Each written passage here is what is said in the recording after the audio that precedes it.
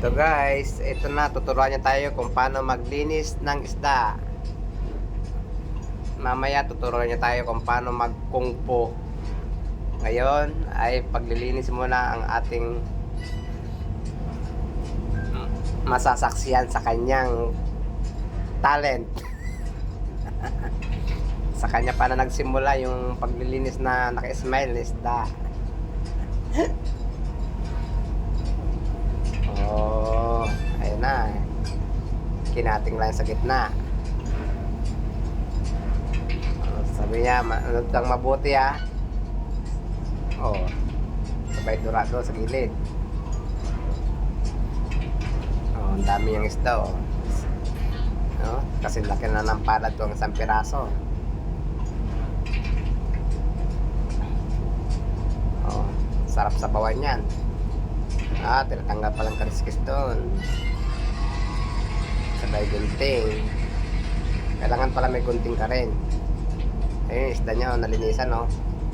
Tanggalin yung asang talaga. Linis na linis. Kailangan daw magpitin yung mga palikpik. Sabi niya, madali lang daw maglinis. Sabi niya. Mamaya sabi, turuan ko yung paano magkungko.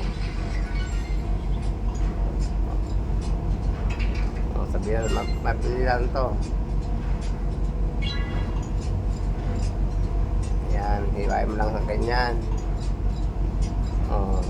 Simple lang daw, sabi niya. Putulin mo na yung gano'n, hilain mo na yun, no? Tapon na yun. Sayang naman yung may laman pa yun doon, eh. Dito yung dinagin na yun kasi ang daming isda, eh. Ayan na. Manood na ako kung paano magkungko. Self-defense ba?